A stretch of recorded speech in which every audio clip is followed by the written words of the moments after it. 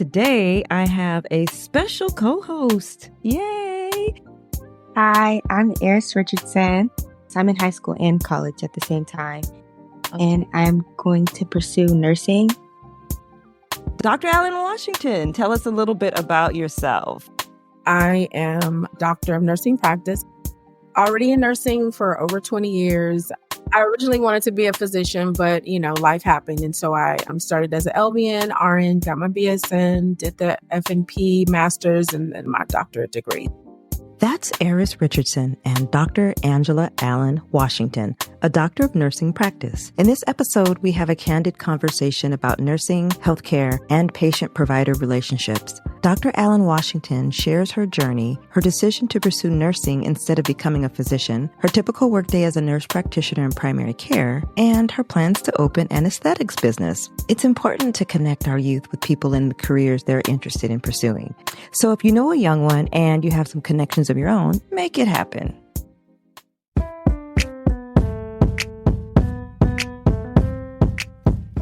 This is the Academic Survival Podcast, and I'm your host, Dr. Chandra McDonald. Statistics show that approximately 40% of students drop out of college every year. In fact, nearly 30% drop out their first year. Well, I am on a mission to improve these stats. Welcome to the Academic Survival Podcast. Today, I have a special co-host. Yay! Aryss Richardson. Aryss, introduce yourself. Hi, I'm Aryss Richardson. I don't really know what to say. Are you in high school? Yes, I'm in high school and college at the same time. Ooh, okay. And I'm going to pursue nursing. Awesome. All right. Dr. Allen Washington, tell us a little bit about yourself. Yes, well, I am a doctor of nursing practice, as you have stated. Already in nursing for over 20 years. I started LVN to RN. I took the scenic route. Okay. I originally wanted to be a physician, but, life happened. And so I started as an LVN, RN, got my BSN, did the FNP master's, and then my doctorate degree. So happy to be here. Excited. And happy to have you here. So with Aryss wanting to also pursue nursing, I thought this would be an excellent opportunity for me to turn the mic over to her and have her ask us, several questions as she is preparing to go down this nursing journey. So Aryss, take it away. Okay, so my first question is really simple. What inspired you to become a nurse? Ooh, what inspired me to become a nurse? Just helping people. I love helping people. I think this just is innate, you know what I mean? Not to sound cliche-ish, but it's just something that I've always wanted to do. I still enjoy doing it. Family and friends still call and text and ask questions. So being a nurse is just something that I wanted to do. Like I said, I originally wanted to be a physician, but life happened. And I think that nursing is the next best thing to being a physician. I think we have sometimes more hands-on with the patient. We educate, I think we love on them. So yeah, I wanted to be a nurse just to really help people. Like that. That's nice. That's the exact same reason why I want to be a nurse. Mm-hmm. Can you describe your typical workday as a nurse practitioner? I wanted to back up because I really want to speak to the reason why I became a nurse practitioner, because becoming a nurse is like, yes, everything, but the nurse practitioner piece is a little bit different from just a typical nurse. So I'll just speak to that. So there's 3 reasons why I became a nurse practitioner. 1, obviously, because I wanted to help people. 2, because I felt that my learning as a RN was stagnated, like it was hindered. I wasn't able to understand, like, why is my doctor prescribing an antibiotic for upper respiratory infection or a urinary tract infection, right?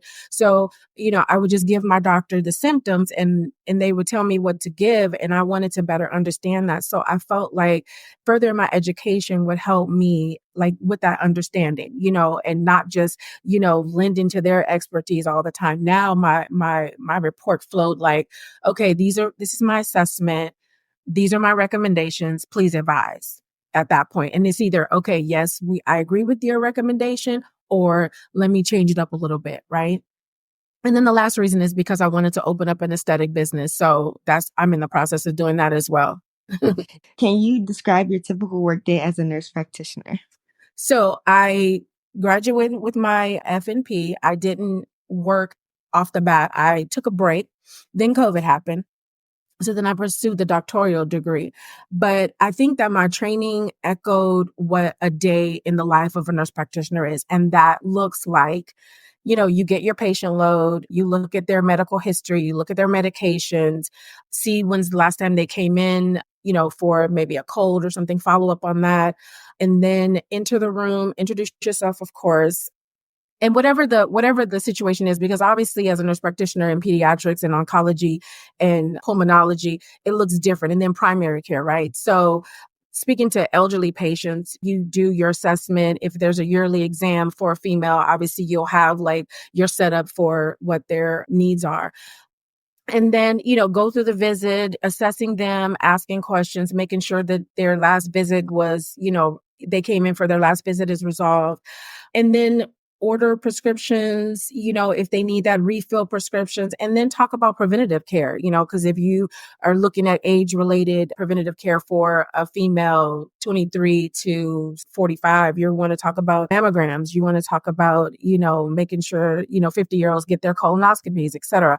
And then like if you have your patients 65 or older, you want to make sure that they're getting their vaccines. So you talk about those, and then, labs are drawn, my MA will pick up my equipment specimens. And again, I'll order prescriptions, order medications or not, and then move on to the next patient and then chart. How do you collaborate with physicians and other healthcare providers to provide comprehensive care for patients? So I think collaboration with other physicians and providers is extremely important with providing comprehensive care for patients. I mean, I say that because when you're a primary care provider, a nurse practitioner, you want to manage as much of the patient's care as you can in your facility. But sometimes, conditions may warrant, the collaboration with other physicians, right?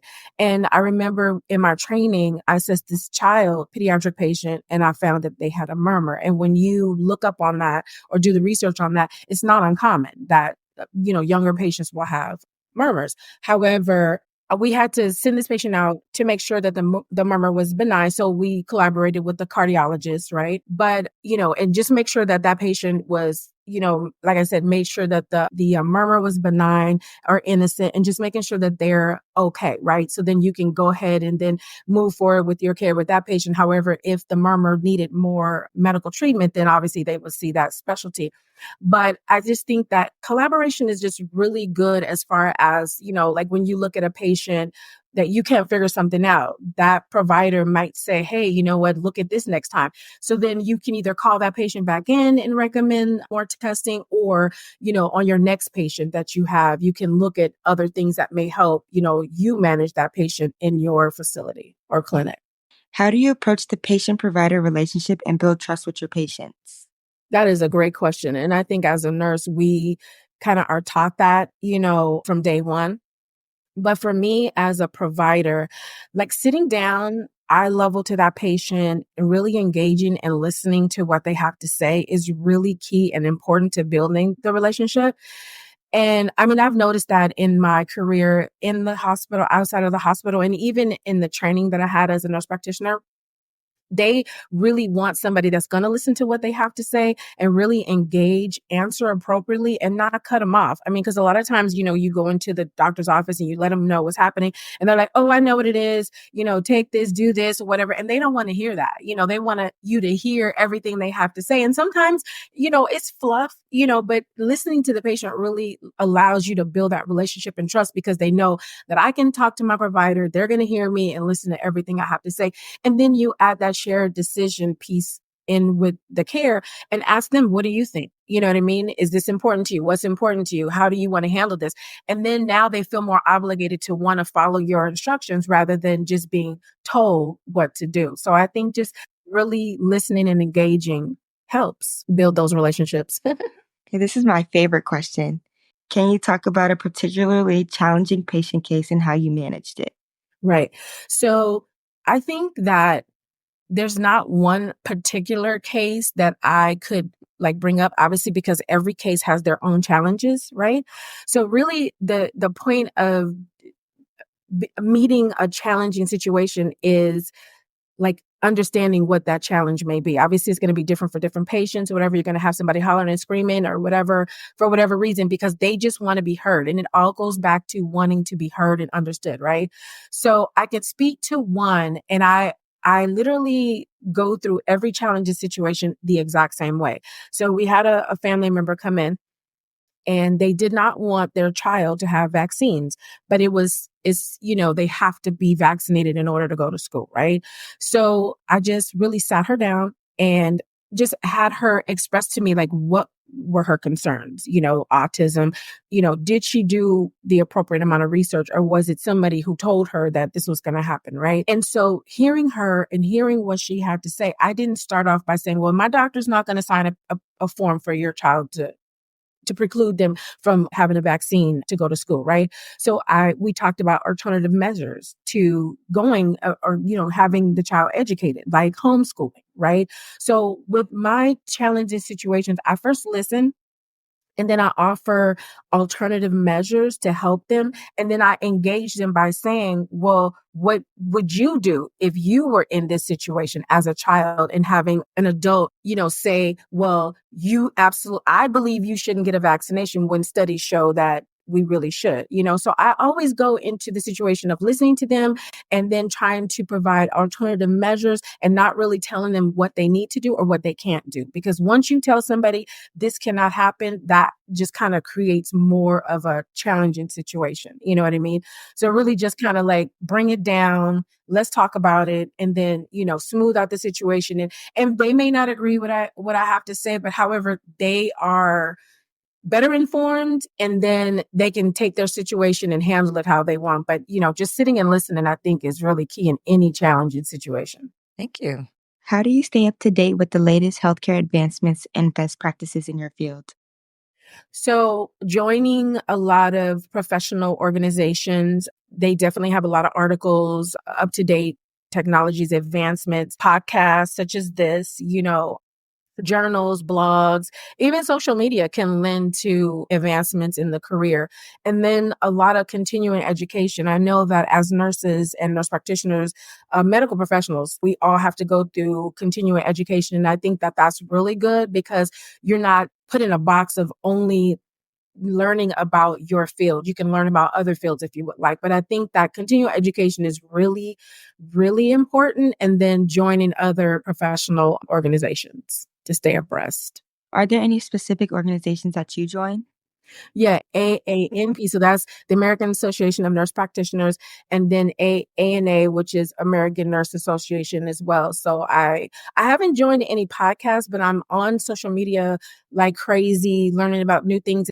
There's a lady named Latrina Walden who has a group, a nurse practitioner group, where, she talks about a lot of up and coming things, and then teaching nurse practitioners how to take their exam and stuff like that. So I've joined a lot of those organizations on social media.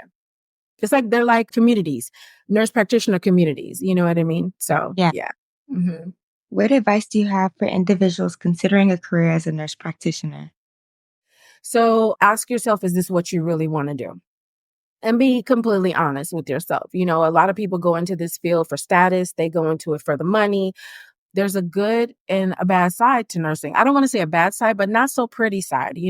Obviously this is one of the most respected professions, and a lot of us go into it for the wrong reasons. And I think when COVID emerged, that kind of like showed a lot of us, it's like, it's not always pretty. You have to do some things that you might not want to do, So I think first asking yourself, is this really something that you want to do? Do the research, and then, ask a seasoned nurse practitioner and a new nurse practitioner, what are their perspectives on becoming a nurse practitioner? Why did they become a nurse practitioner? What you have to look forward to, right? And if your goals align and this is what you want to do, then I would say pursue it. How do you address the stigma and misconceptions around mental health and mental illness in your practice? So me not having a practice, personally, like I said before, just it's about listening, right? So a lot of times when you encounter patients, they have what's called existential pain. So they focus on something else, and They're really not, they're focusing on symptoms rather than what their situation really is. Like, I have a lot of pain, but they're not really talking about where the pain is. They're talking about other issues. That's like existential pain.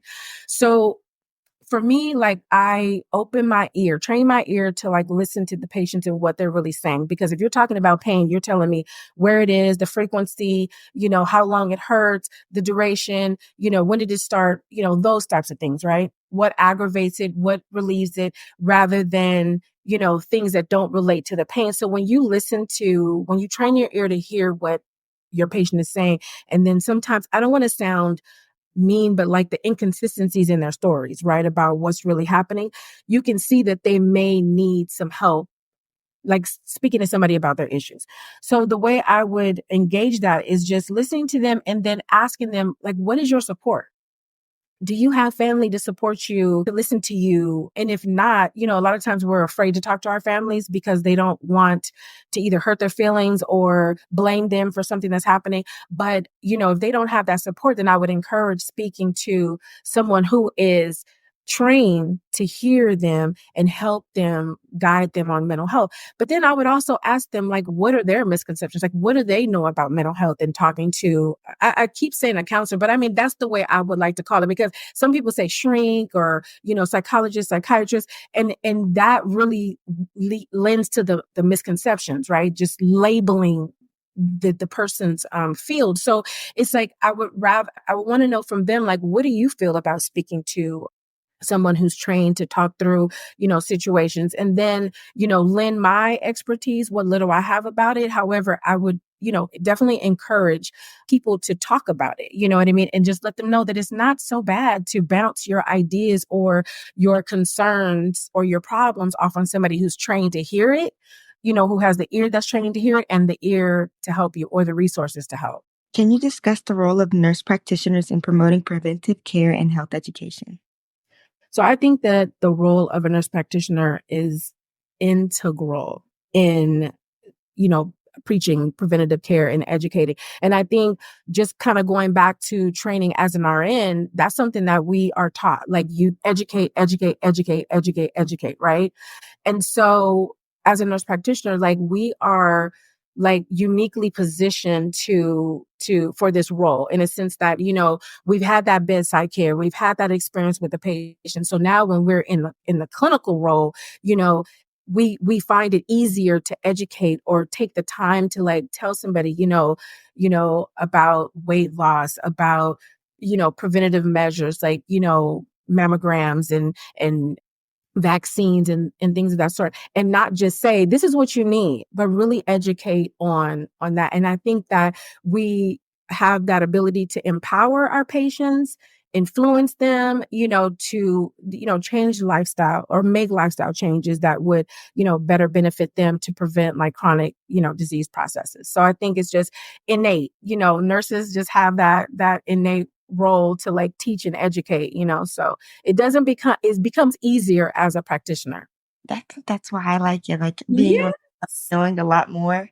Yeah. Absolutely. And educating them, because, like, anybody will tell you, like, when you go see a physician, they have this situation that's called white coat syndrome. They get afraid, they freeze up, they forget all the questions that they have written down, blood pressure goes sky high, you know what I mean? And it's just, and then the doctor comes in, okay, how are you doing? Blah, blah, blah, blah. And it just sounds almost like, Charlie Brown, how you hear the teacher just kind of like with that muffled tone. So you don't hear a word they're saying. And then you just freeze up. You just don't ask them because it's like this, and unfortunately that's the way it's become, the time is so limited, you don't really have the time to sit down and talk. However, if you hear a lot of patients say, I like visiting my nurse practitioner more so than my physician because they take the time to educate and talk to me and hear me. You know what I mean? Nothing against, medical professionals or physicians, nothing against them. It's just, sometimes they just don't have the time. What changes do you foresee in the healthcare system that will impact the role of nurse practitioners in the future? So I think with us gaining a lot more autonomy, I know in the state of California, our autonomy is limited. In places like Nevada, the nurse practitioners have full autonomy to open up clinics. I think that as we gain autonomy, we will be able to reach the magnitudes, you know what I'm saying? Like in rural situations where nurse practitioners have a lot of autonomy because they are so far away and, they are able to reach that population. So when we gain the autonomy here, we are able to reach more patients. There's a lot of patients, physicians can't handle the patient care load. And I think that nurse practitioners can lend to taking away some of the burden of having so many patients. And that's why you'll see where physicians will stop taking on new patients because it's just a lot, right? So I think our role in helping them is one by gaining autonomy. And I think also that home health piece, nurse practitioners in the home, keeping patients out of the hospital unless it's medically necessary, right? So, because we find a lot of patients will utilize urgent care and ER for their healthcare needs. And if we're in the home the way it used to be, we're seeing these patients in the home, they're in their own environment, they're not becoming more sicker, like coming to the hospital and getting these hospital acquired, infections. They're in their home, they're in their environment, what their body and their immune system are used to. And you're doing preventative care. You're actually seeing these patients in their homes. And then if they need to go to the hospital, they will. So I think that the role of the nurse practitioner in that home setting is going to shoot up, become very popular. What do you think about travel nursing, as a nurse practitioner? Yeah, so a lot of it really came up during COVID. I like it. If you have the ability to do it, I would say do it because, here in California, we're used to our systems, but when you go to other states, they have different systems and you may enjoy that, more so than here. And I know in Pennsylvania per se, they have a lot of rural areas, right? And you may like being out there, servicing that community, or you may like being in New York, the hustle and bustle of New York. So I think it's great. I think traveling to and seeing new things and seeing different healthcare systems, even in Australia, even in New Zealand, there's a place that is escaping me where I did a paper on about healthcare systems and how the best healthcare systems, quote unquote, as opposed to the worst. But I think it was Sweden that I did that paper on. It was so long ago. But however, I think that, seeing the world, seeing different healthcare systems, seeing different hospitals and how they do things kind of helps you with how you're going to practice, you know what I mean? And where you want to practice. But I love it. I used to do travel nursing as a nurse, and I was able to see different healthcare systems, hospitals, and how they did things, some good, some bad. But, for the most part, it kind of gave me my foundation. I can tell you that my mother spent a lot of time in the hospital last year. Mm-hmm. And I can tell you that whenever I found out that the nurse that was assigned to her for the day was a travel nurse, I was always relieved because I found that she got better care from the travel nurses than the nurses that were assigned to, where that hospital was their home. I would totally agree. And you know what that comes from? It comes from complacency.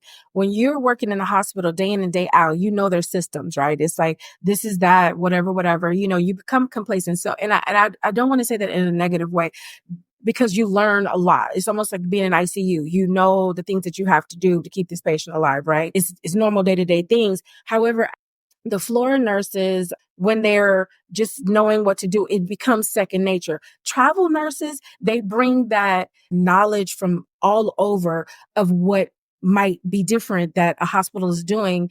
Like, say, for instance, they'll find something better, like evidence on something at another hospital that might be better than the way that the hospital that they're currently at are doing things. And so then they lend that expertise and they're like, okay, well, maybe we can do it this way. And I truly believe that is the case, because even at Kaiser, the staff, administration, they love travel nurses for that reason, because it's like they have a lot of knowledge, that they've obtained from other facilities, It's almost like its own form of ongoing education. Absolutely. Absolutely. And that is something that I absolutely love, clearly.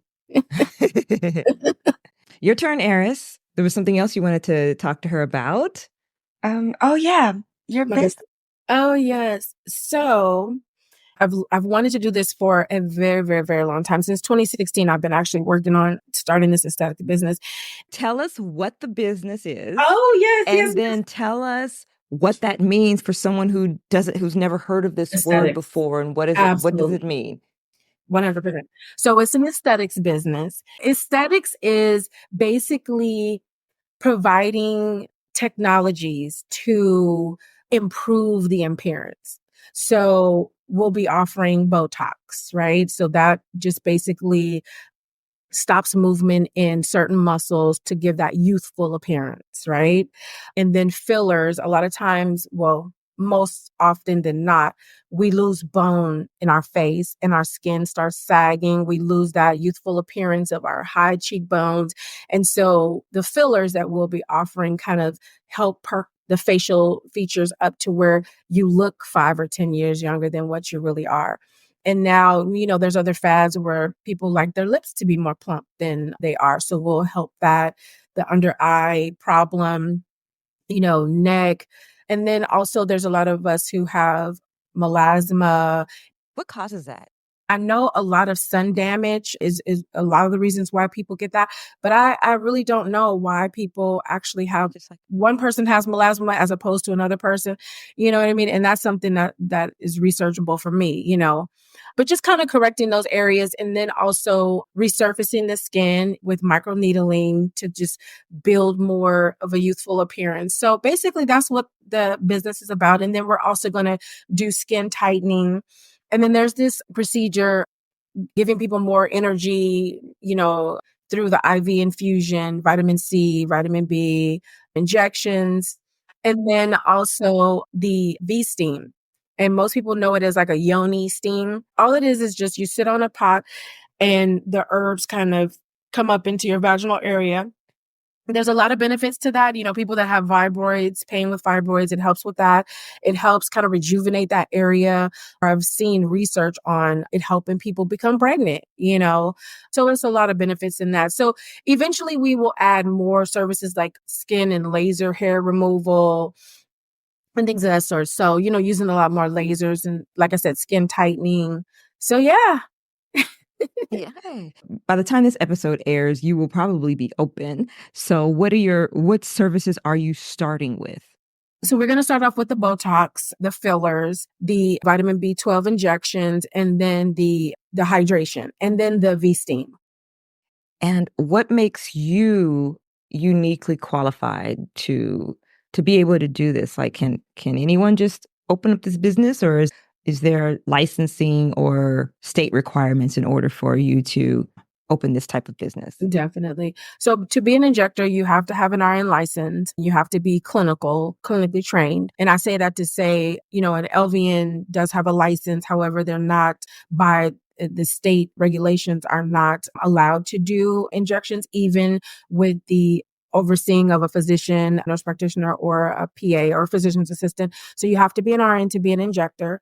Although with IV vitamin bags, you just have to have, you can be an LVN, but you have to have an IV certification. So I think just having the RN license in particular makes me qualified to do that, because you don't have to be a nurse practitioner or a physician's assistant. However, it does help because we do what's called a good faith exam, where we assess the patient and make sure that they're not contraindicated for any of the services that we're going to provide. And so you need to be a nurse practitioner or a physician's assistant or a physician for that. And a lot of us, the nurse practitioners, RNs, we obviously need oversight of the physician because we don't have the autonomy, but we can do the good faith exam. The NP and the PA can do the good faith exam. It doesn't always have to be a physician, but the RN without the practitioner license cannot do the good faith exam. It has to be an NP physician or a PA. So when you say good faith exam, that's essentially examining the person to make sure that even though they want these services and it would be financially advantageous for you if you provided those services, medically, that exam might reveal or expose you're not a good fit. I cannot do this service. Is that what a good faith exam is? Absolutely. It's basically a history and physical, but they call it good faith because you're making sure that you're not going to injure this patient, you know what I'm saying, by doing something that they're not a good fit for. Yeah. Mm-hmm. Because people may want services because they are desperate to see Absolutely. a change, or they are extremely unsatisfied with what time and gravity has done to them. And they may be super eager, but it just may not be best for them health-wise. Absolutely. Absolutely. And even like you said, how gravity takes place, you know, some people, they're too far gone in that sense. So like the only thing that would help them is a facelift. And a lot of people don't want to go through that. You know what I mean? So, you know, and one thing that I've been learning is that to be completely honest and transparent with these people, you know, even though they don't want to hear it, it's better for you to be honest with them than to have them go through all these procedures and then really mess up their facial features, you know what I'm saying? And then you end up getting sued, you know, because they don't like it, you know. So yeah, I saw a case like that just in, you know, be shadowing with one of the PAs, you know, a lady who really needs to go under the knife is what they call it, surgical procedures. And she tried to have this stuff done and she really didn't like it. So now we have to go through dissolving all the filler, you know, so it's better to just let them know and stick to your guns, you know, don't have anybody persuade you to do anything that, you know, you wouldn't normally do, you know. All right. Okay. Aryss, any follow-up questions? No, not that I can think of. Dr. Allen Washington. Yes. Is there anything that you can think of that maybe we should have asked that we haven't? No, I think we covered everything. I think you did a very good job of like asking questions to help you make a decision about pursuing the career nurse practitioner. You did a fabulous job. I can't think of anything else, because everything pretty much was covered. Thank you. You're welcome. That concludes our episode of Academic Survival. See you next time.